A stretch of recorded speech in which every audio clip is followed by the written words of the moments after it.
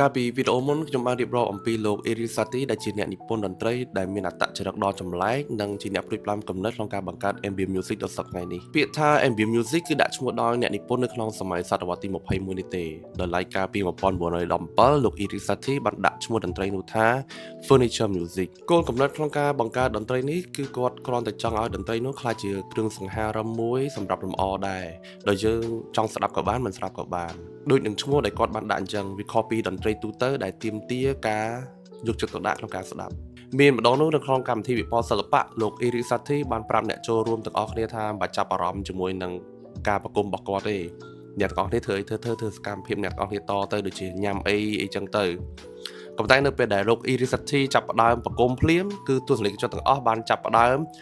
ចាប់អារម្មណ៍រកកន្លែងអង្គុយកន្លែងគួរសមហើយរក្សាភាពស្ងៀមស្ងាត់ស្ដាប់តន្ត្រីរបស់គាត់ធ្វើឲ្យលោក Erisati ខឹងសម្បាយ៉ាងខ្លាំងក៏ស្រែកទៅអ្នកចូលរួមថាមិនបាច់ស្ដាប់ទេធ្វើតទៀតទៅដើរអីពេញនឹងចឹងទៅលោក Erisati ត្រូវបានគេមើលរំលងនៅក្នុងសម័យនោះដោយសារតន្ត្រីរបស់គាត់ពុំបានផ្សារភ្ជាប់ជាមួយទស្សនិកជនទេ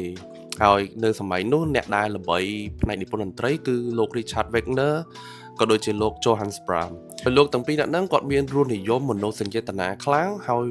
មានទម្ងន់ខ្លាំងជាងលោក Erisati ដោយលោក Erisati គាត់តែចង់ឲ្យតន្ត្រីគាត់ជាលក្ខណៈគ្រឿងសង្ហារិមគ្រឿងលម្អដូចឧបករណ៍ផ្សេងៗអញ្ចឹងទោះបីជាយ៉ាងណាបន្ទាប់ពីមរណភាពរបស់លោក Erisati ទៅមានអ្នកនិពន្ធជាច្រើននៅសម័យក្រោយបានចាប់អារម្មណ៍ជាមួយនឹងស្នាដៃរបស់គាត់ជាពិសេសលោក John Cage លោក John Cage បានរៀបចំព្រឹត្តិការណ៍មួយដោយយកស្នាដៃ Vexation របស់លោក Erisati យកមកសម្ដែងបទនេះមានប្រវែងត្រឹមតែ1ទំព័រទៅ2ទំព័រទេក៏ប៉ុន្តែលោក Erisati ត្រូវបានសរសេរចំណាំនៅក្នុងនឹងថា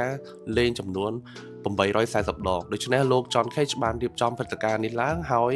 បានហៅអ្នកលេង piano ចំនួន10នាក់យកមកលេងដែលត្រូវចំណាយពេល18ម៉ោងដើម្បីលេងចប់មួយបទនេះលោក John Cage បានចាត់ទុកលោក Erisati ថាជាមនុស្សមានឥទ្ធិពលសំខាន់ម្នាក់លើតន្ត្រីសម័យទំនើបនិងគំនិត background music ការវិវត្តពី furniture music មកជា ambient music ជាផ្លូវការកើតឡើងតាមរយៈគ្រោះថ្នាក់ដោយចៃដន្យរបស់លោក Brian Eno លោក Brian Eno បានជួបនឹងគ្រោះថ្នាក់ចរាចរណ៍ហើយនៅពេលដែលគាត់សម្រាកនៅផ្ទះពុកម៉ាក់គាត់បានមកលេងគាត់ហើយបានយកអាល់ប៊ុមតន្ត្រីមួយឲ្យគាត់ស្ដាប់បន្ទាប់ពីពុកម៉ាក់គាត់ទៅបាត់គាត់ចង់ដំឡើងតន្ត្រីនោះឲ្យលឺជាងមុនគាត់ពិបាកចោលពីខែពេក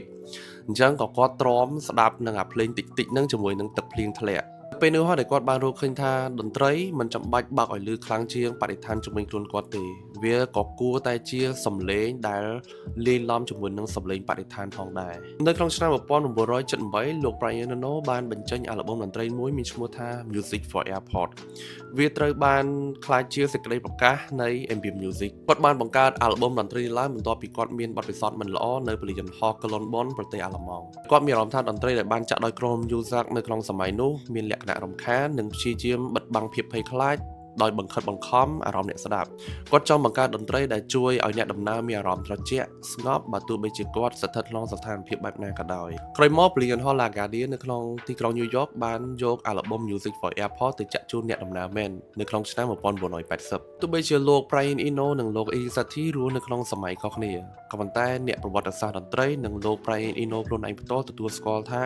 Furniture Music របស់លោក Satie គឺជាឫសគល់របស់គាត់លោក Erisati ក៏បានសរសេរសម្បត្តិកម្មមិត្តភ័ក្តិរបស់គាត់ថាគាត់ចង់បង្កើតតន្ត្រីជាផ្នែកមួយនៃសម្លេងជុំវិញខ្លួនហើយទីបំផុត100ឆ្នាំក្រោយមកគំនិតរបស់គាត់បានសាយភាយពេញពិភពលោកបានបង្កើតប្រភេទតន្ត្រីជាច្រើនមកដល់សប្តាហ៍នេះប្រភេទតន្ត្រីដែលទទួលបានការបំផុសគំនិតពី Furniture Music មានដូចជា ambient music របស់លោក Brian Eno មានដូចជា